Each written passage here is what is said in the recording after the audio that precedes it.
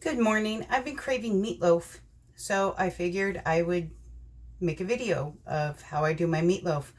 This can be for meatloaf or for meatballs, and I'll explain to you how I do that while I'm doing the mixing. Okay, first I will read you the recipe. It is from the Joy of Cooking cookbook, and I have 2 pounds of ground beef. This is just from Costco. It calls for 1.5 cups of finely chopped onions, 1 cup of oats or breadcrumbs, 2/3 cup of ketchup, 2/3 cup of chopped fresh parsley, 3 large eggs, thyme, a teaspoon of thyme, a teaspoon of salt, half a teaspoon of ground pepper. Now, this is how I do it to make it low carb. I have 2 pounds of ground beef in here.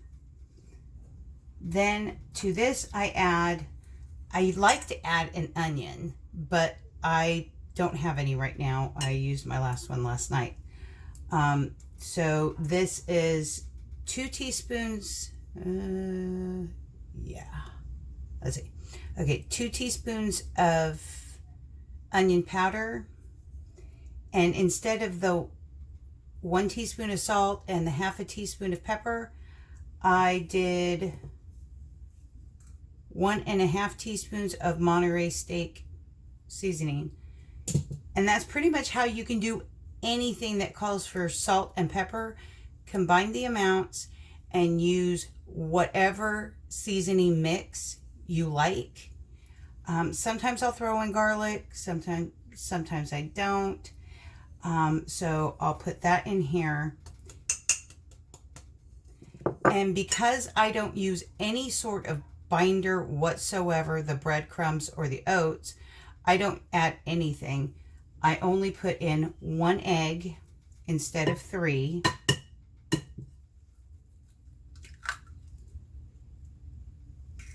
Then, instead of ketchup this time, because you can get sugar-free ketchup and that stuff's really good. But instead of ketchup, I'm going to try tomato paste. Now, it called for 3/4 cup of ketchup. And so I'll probably do about half this can of tomato paste. Let me go get a spoon. Okay, now this is the part. If you want to make meatballs, don't add any tomato product to this. Just add whatever you want. You mix it up. You form them into balls. Roll them in your hand. Place them on a cookie sheet with parchment paper for a little easier cleanup. I've tried foil and I don't like the way the meatballs don't get crispy. But anyway, you preheat the oven to about 400. You form your meatballs, you stick them on a cookie sheet, you throw them in there until they're done. I don't know, 15-20 minutes. It depends.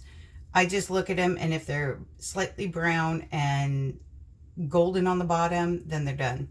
But anyway, so since we're doing meatloaf, I'm going to add, let's see, so that's about 4, probably closer to 5 tablespoons of tomato paste. And now here's the thing. So many people think of meatloaf as just meatloaf. It's meat, eggs, seasonings, breadcrumbs, and that's pretty much it. Oh, onion maybe. But this can be any sort of leftover kind of meal if you want it to be. So I was looking in my fridge and I had some sauteed mushrooms. So I'm going to throw those in there. That was an entire container of button mushrooms that I sauteed in some butter and I have just a bit, this is why I don't have any onion left. I have just a bit of caramelized onion. I'm going to go ahead and throw that in there too. So when I do the macros and everything, it's just going to be based on the basic recipe and nothing else. Then I put some gloves on because hamburger fat is so difficult. I hate trying to get it out of my hands. Anyway, so this is what we have. Looks all gross. And just squish it between your fingers to mix it all up. And you'll see that with only one egg, and I'm hoping the tomato paste instead of ketchup. And if you can get gloves that actually fit you and aren't too large, it's even better, because the gloves won't slip off and get sucked into the hamburger. But you could do onion and jalapeno in here, or take a chilies or Hatch chilies if you have those, and you just mix this all up until it's completely incorporated. And then once I'm done, I'll come back. Okay, so now it's pretty much mixed up. It would hold together better if I would have chopped the mushrooms smaller, but I didn't feel like doing that. So here's some parchment paper on a platter. What I'm going to do is I'm going to form it into a loaf and then stick it in the freezer to let it set up before baking it.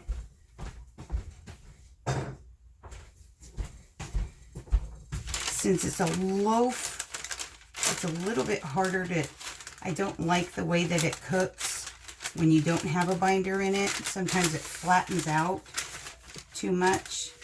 But I do not ever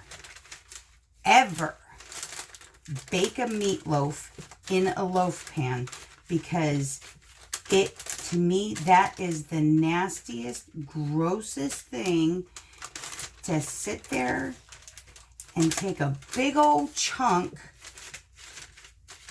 of, a mouth of fat. There's a difference between hamburger fat and ribeye fat, which is like butter. But yeah, just, oh my gosh, a meatloaf cooked in a loaf pan just is so disgusting to me. Anyway, go like this, form it into a loaf shape. I'm going to stick it in the fridge for probably about an hour or less. I will heat up the oven, and then I'll show you the little glaze that I love to put on meatloaf. And we'll see you then. Okay, we're back. It's been about an hour sitting in the fridge, so it's nice and solid. And I'm going to prepare the glaze or whatever that I really, really, really love. I'm doing it different. Usually it's ketchup, dry mustard, and a little bit of brown sugar. And then you put that on the top. So what I'm going to do is, I wanted to show you this. So I'm going to use the rest of the tomato paste. And the easiest way to get tomato paste out of a can, you take that side off, flip it over,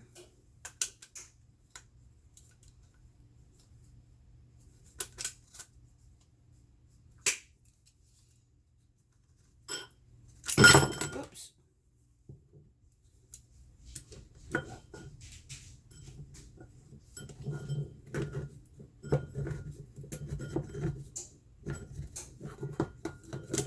you remove the bottom,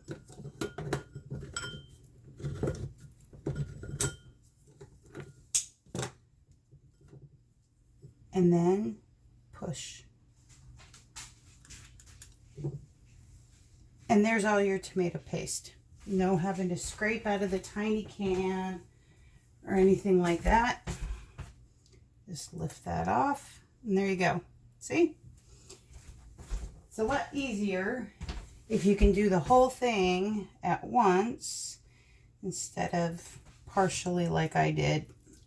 Anyway, so I'm going to mix up the tomato paste, add a little bit of water to try to get more of a ketchup consistency. And I'm thinking that I won't need to add any sugars because of the concentrated tomato in the paste.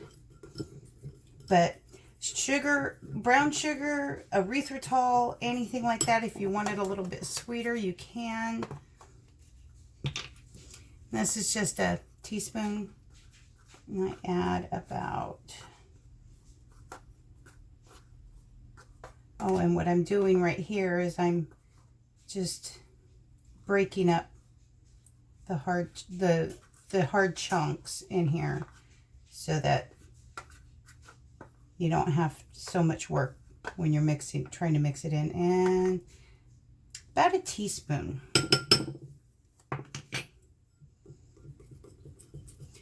Just gives it a nice little wang.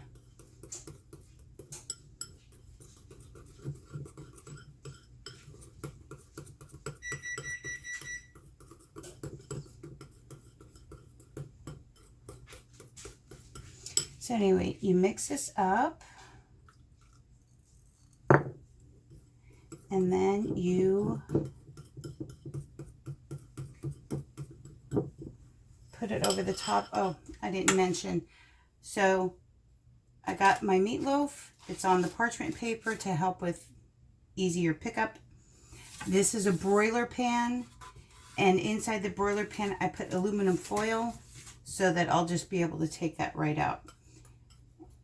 Anyway, so put this over the top. Might be too much, but I'm going to be the only one eating this, so I don't care.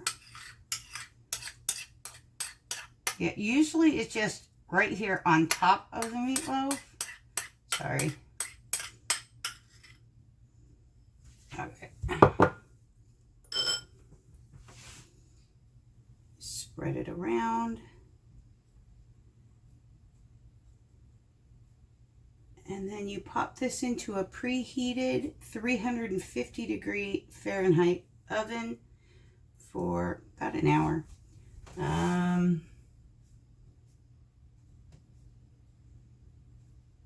Until an instant thermometer inserted into the loaf reads 160 degrees Fahrenheit. Okay. So 1 to 1.5 hours. I'm going to go probably about an hour and a half because I piled it so high. But here we go. I'll see you after it's done. And here it is all done. I left it in there for about an hour and 15 minutes. Then I looked at it and didn't like the way the parchment paper was holding all of the fat and all of that around the bottom. Remove the parchment paper, let it cook for another 10 to 15 minutes. And this is it. It's still just a little bit warm to the touch. I'd prefer to wait to cut it until it was cooler. But I want to show you how it holds together.